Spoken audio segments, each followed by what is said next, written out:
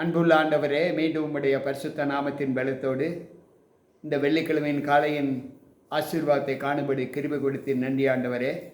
வந்திருக்கின்ற எங்கள் ஒவ்வொருவருக்குள்ளும் உம்முடைய கிருபை இருந்து பாதுகாத்துக் கொள்ளும். மீட்பர் இயேசு கிறிஸ்துவின் நாமத்தில் ஜெபிக்கிறேன் நல்ல பிதாவே, ஆமென். அன்பு உடன் விசுவாச பிள்ளைகளை, மீண்டும் கர்த்தருடைய பலத்தோடு இந்த வெள்ளிக்கிழமையை காண்பதற்கு கிருபை கொடுத்த தேவனுக்கு கொடான கொடி நன்றிகளை ஏறெடுத்து தேவ சமூகத்தில் வந்திருக்கிற உங்கள் அனைவருக்கும் ஆண்டவர் இயேசு கிறிஸ்துவின் நாமத்தின் இந்த வெள்ளிக்கிழமையின் காலையின் வாழ்த்துக்களை தெரிவித்துக் கொள்கிறேன். கர்த்தர் நம்மோடு இருப்பாராக. இந்த நாளிலும் தேவனுக்கேற்ற நல்ல செய்திகளை நாம் ஆண்டவர் மூலமாக கேட்டுக்கொண்டிருக்கிறோம். நேற்றைய தினத்தில் மாமிச சிந்தை எப்படிப்பட்டது என்பதை நாம் தியானித்தோம். இன்றைக்கு தேவனுடைய திருச்சட்டங்கள் இன்றைக்கு யாரெல்லாம் நேசிக்கிறார்கள், அதை நேசிக்கிறவர்களுக்கு என்ன பலன், அதை புறக்கணிக்கிறவர்களுக்கு என்ன பலன் என்பதை வேதம் நமக்கு சொல்லுகிறது என்பதை தியானிப்போம். நீதிமொழிகள் 13வது அதிகாரம் 13வது வசனம் சொல்லுகிறது, திருவசனத்தை அவமதிக்கிறவன் நாசமடைவான், கற்பனைக்கு பயப்படுகிறவனோ பலனடைவான் என்று சொல்லியிருக்கிறார். இன்றைக்கு நம்முடைய வாழ்க்கையில் திருவசனத்தை அவமதிக்கிற பிள்ளைகள் பயப்படுகிற, திருவசனத்துக்கு கற்பனைக்கு பயப்படுகிற பிள்ளைகள் இரண்டு பங்காக பிரிக்கலாம். யாரெல்லாம் தேவனுடைய திருவசனத்தை புறக்கணிக்கிறார்களோ, அவமதிக்கிறார்களோ அவர்களுக்கு ஆக்கணை தீர்ப்பு உண்டு என்றும் நாசமடைவான் என்றும் நீதிமொழிகள் 13:13 வாசித்தோம். யாரெல்லாம் கற்பனைக்கு பயப்படுகிறார்களோ அவர்கள் இன்னும் பலன் அடைவார்கள் என்று ஆண்டவர் சொல்லுகிறார். இப்பொழுது இருக்கிற பலத்தை காட்டிலும் இன்னும் பலப்படுவார்கள் என்று சொல்லப்படுகிறார். இன்றைக்கு ஒரு சாரார் திருவசனம், அதாவது தேவனுடைய பிரமாணம், அந்த பிரமாணங்கள் நமக்கு அவசியமில்லை, அது சிலுவையில் அகற்றப்பட்டு விட்டது, ஆண்டவர் அதை தம்முடைய மாமிசத்தில் நிறைவேற்றிவிட்டார் என்று சொல்லுகிற அனுபவங்களை நாம் பார்க்கலாம். அது எப்படி சொல்லுகிறார்கள் என்பது அதை பற்றி நான் தியானிக்க விரும்பவில்லை. வேதம் நமக்கு என்ன கற்றுக் கொடுக்கிறது என்பதை நாம் சற்று யோசித்து பார்ப்போம்.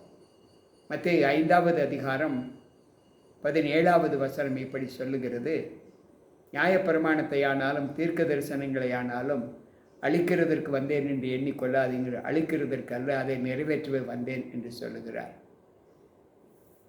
அன்பு பிள்ளைகளை, சற்று யோசிப்போம். லூக்கா 16:17 மிக தெளிவாக சொல்லுகிறது, தேவனுடைய பிரமாணங்கள் வேதத்தில் ஒரு எழுத்தின் உறுப்பு ஒழிந்து போவதை காட்டிலும் அங்கு வானமும் பூமி ஒழிந்து போவது மிக இலகுவாக இருக்கும் என்று அங்கு லூக்கா பக்தன் சொல்லுகிறார். ஏனென்றால் திருவசனம் ஒழிந்து போய்விட்டால் நியாய தீர்ப்பு இருக்காது. சட்டங்கள் ஒரு தேசத்தில் சரி, ஒரு பிராந்தியத்தில் சரி, அங்கு குற்றம் நிறைவேற்றப்பட வேண்டுமென்றால் அதற்கு ஒரு வழக்காடு மன்றம் வேண்டும். அந்த வழக்காடு மன்றத்தில் சட்டங்களை வைத்துதான் அங்கு தீர்ப்பு எழுதப்படும். இங்கு வேதம் அப்படித்தான் சொல்லுகிறது. இங்கு ஆண்டவர் யோவான் 12:48 சொல்லுகிறார், நான் உங்களை எப்படி நியாயம் தீர்ப்பேன் என்று சொல்லுகிறார் என்றால், அங்கு லூக்கா 12:48 மிக தெளிவாக சொல்லுகிறது, என்னை தள்ளியின் வார்த்தைகளை ஏற்றுக்கொள்ளாதவனை நியாயம் தீர்க்கிறது ஒன்று இருக்கிறது, நான் சொன்ன வசனமே கடைசி நாளில் அவனை நியாயம் தீர்க்கும் என்று சொல்லுகிறார். நியாய தீர்ப்புக்கு அவர் சொன்ன வசனம், அதாவது சட்ட புஸ்தகம். ஒரு வழக்காடு மன்றத்தில் ஒரு வழக்கு முடிவு பெற்று விட்டது என்றால் அதற்கு தீர்ப்பு என்று ஒரு நாளை குறித்து ஒதுக்கி விடுவார்கள். அந்த தீர்ப்பை அந்த நீதியரசர் சொல்லும்போது அவர் செய்த குற்றம் இந்த திருச்சட்டத்திற்கு இசைந்திருப்பதால் அதற்கேற்ற தண்டனை இந்த சட்ட புஸ்தகத்தில் எழுதியிருக்கிறபடி சட்டத்தின் எண்ணை சொல்லிதான் அங்கு தீர்ப்பு கூறுவார். அதை போலத்தான் ஆண்டவர் சொல்லுகிறார், என்னை தள்ளி என் வார்த்தைகளை ஏற்றுக்கொள்ளாதவனை நியாயம் தீர்க்கிறது ஒன்று இருக்கிறது, நான் சொன்ன வசனமே அவனை கடைசி நாளில் நியாயம் தீர்க்கும் என்று சொல்லுகிறார். எனக்கு பிரியமான தேவ பிள்ளைகளே, அப்படி என்றால் தேவனுடைய சட்டம் இல்லாமல் அங்கு நியாய தீர்ப்பு இல்லை என்று வேதம் மிக தெளிவாக சொல்லுகிறது. இங்கு ஆண்டவர் சொல்லுகிறார், நான் பாவ பிரமாணத்தினால் நான் கட்டப்பட்டிருந்தேன். மெய்ப்பிரமாணம் எனக்குள் வரும்போது அந்த பாவ பிரமாணம் என்னில் பிழைக்க ஆரம்பித்தது. அந்த பிழைக்க ஆரம்பித்த அந்த பாவ பிரமாணம், அந்த என்னுடைய பிரமாணம் என்னை தவறு செய்ய தூண்டுவதிலிருந்து என்னை தடுத்து நிறுத்துகிறது. ஆனால் அந்த ஜீவ பிரமாணம் என்னை மேற்கொள்வதற்கு நான் இணங்கினாலும் எனக்குள் ஒரு பாவம் இருக்கிறதே, அந்த பாவம் அதை தடுத்து நிறுத்துகிறது என்று இங்கு வேதம் சொல்லுகிறது.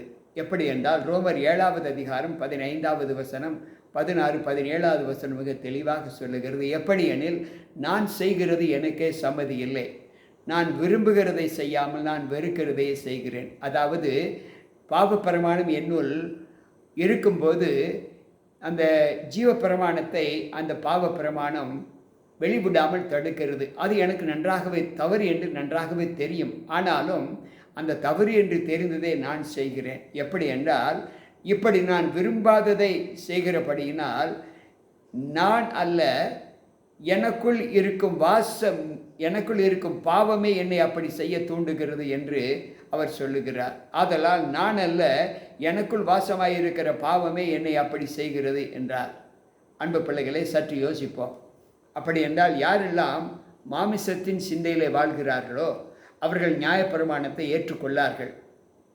ஆனால் தாங்கள் செய்வது தவறு என்று அவர்கள் கண்டிப்பாக அறிந்திருக்கிறார், நிச்சயமாக அது தவறு என்று உணர்ந்திருக்கிறார்கள். அதுவரை ஆண்டவருக்கு ஸ்தோத்திரம்.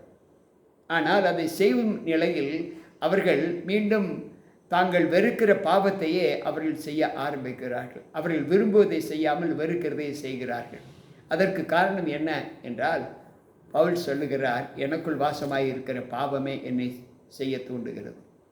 நியாயப்பிரமாணம் என்னிடத்தில் வந்தபோது நான் மரித்தவனானேன் என்று சொல்லுகிறார். நியாயப்பிரமாணம் எனக்குள் இல்லாத போது நான் ஜீவித்திருந்தேன் என்று பவுல் சொல்லுகிறார். ரோமர் 7வது அதிகாரம் 9வது வசனம் சொல்லுகிறது, முன்னே நியாயப்பிரமாணம் இல்லாதவனாய் இருந்தபோது நான் ஜீவனுள்ளவனாய் இருந்தேன். கற்பனை வந்த போதோ பாவம் உயிர் கொண்டது, நான் மரித்தவனானேன். கற்பனை வந்தபோது பாவம் உயிர் கொண்டது. பாவம் அதுவரை மரித்து கிடந்த அந்த பாவத்தை உயிர் கொள்வது என்ன என்றால், உயிர் கொடுப்பது எது என்றால் நியாயப்பிரமாணம். பாவத்தை அறிகிற அறிவு நியாயப்பிரமாணத்தினால்தான் வந்தது என்று வேதம் சொல்லுகிறது. ரோமர் 7வது அதிகாரம் 7வது வசனம் சொல்லுகிறது, ஆதலால் என்ன சொல்லுவோம், நியாயப்பிரமாணம் பாவமோ? அல்லவே, பாவம் இன்னதென்று நியாயப்பிரமாணத்தினால் நான் அறிந்தேனே என்று மற்றபடி அறியவில்லை. இச்சை இச்சையாதிருப்பாயாக என்று நியாயப்பிரமாணம் சொல்லாதிருந்தால் இச்சை பாவம் என்று நான் அறியாமல் இருப்பேனே. ஒரு தவற்றை சுட்டி காட்டுவது தேவனுடைய பிரமாணம், தேவனுடைய திருச்சட்டம். அதாவது கொலை செய்யாதிருப்பாயாக என்று சொல்வது எது? நாட்டினுடைய சட்டம்தான். அந்த சட்டம் இல்லை என்றால் எல்லோரும் கொலை செய்யலாம் என்பதுதான். விபச்சாரம் செய்யக்கூடாது என்று சொன்னால் விபச்சாரம் செய்வது தவறு என்று சொல்வது எது? நாட்டின் சட்டம். அந்த சட்டம் அழிந்து போய்விட்டால் எல்லோருமே விபச்சாரக்காரர்களாகத்தான் இருப்போம். இவ்வளவு கட்டுப்பாடுகளுக்கு மத்தியிலே எத்தனை விபச்சார வழக்குகள் வேதாகமத்தில் அங்கு உலகத்தில் சுற்றி இருப்பதை நாம் பார்க்கிறோம். அன்பு பிள்ளைகளை, இதைத்தான் ஆண்டவர் சொல்லுகிறார். நியாயப்பிரமாணம் ஒரு மனிதனை பாவத்தினின்று உயிரிழைய செய்கிறது என்று சொல்லுகிறார். உயிரிழைந்தால் அவன் நன்மை தீமை என்ன என்று அறிவான். செத்தவனாய் இருந்தால் என்ன அவனுக்கு ஒன்றுமே தெரியாது.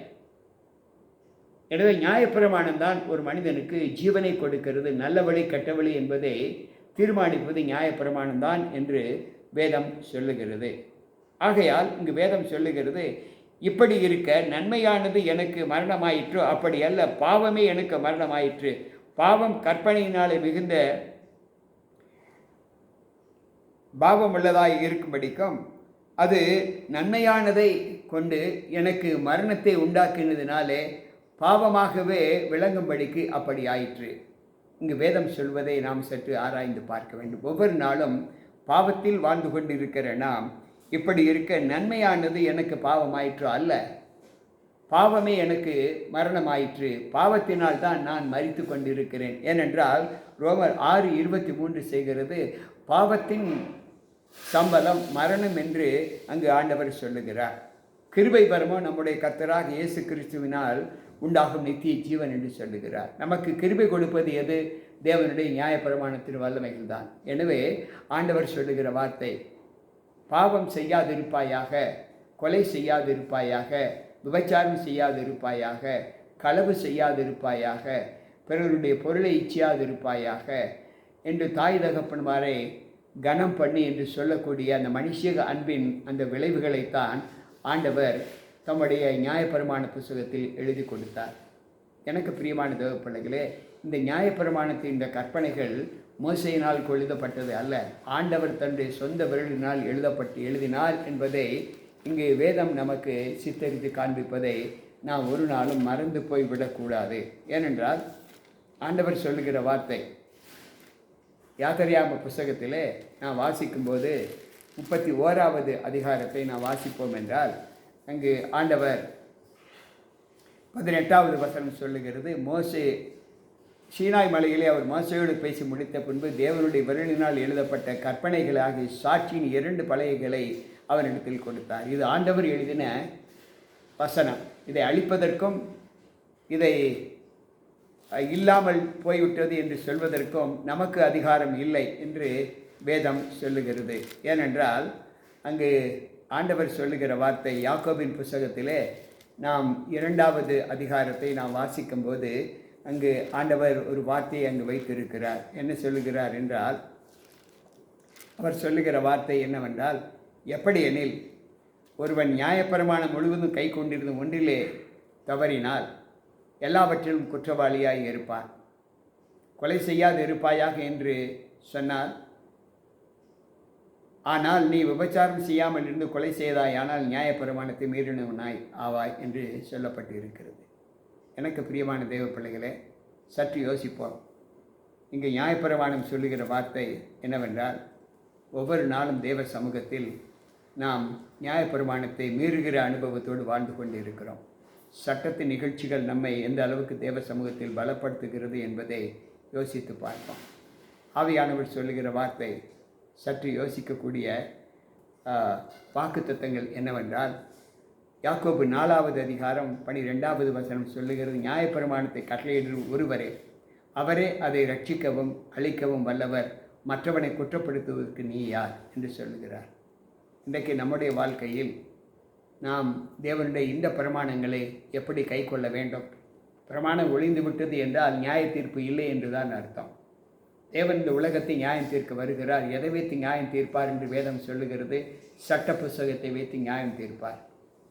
அன்பு பிள்ளைகளே, ஒரு நாட்டின் இயக்கம், ஒரு நாடு நல்ல நாடு என்பதை எப்படி அறிய முடியும் என்றால், அந்த நாட்டு மக்கள் அந்த சட்டத்திட்டங்களுக்கு கட்டுப்பட்டு நடக்கிறார்கள் என்பதை வைத்துதான் அந்த நாடு நல்ல நாடா கெட்ட நாடா என்பதை நாம் அறிந்து கொள்ள முடியும். அதே போல் கிறிஸ்துவை ஏற்றுக்கொண்ட பிள்ளைகள் எல்லோருமே கிறிஸ்துவுக்குள் கட்டுப்பட்டு இருந்தால் அவர்களுக்கு ஆக்கினை தீர்ப்பு இல்லை.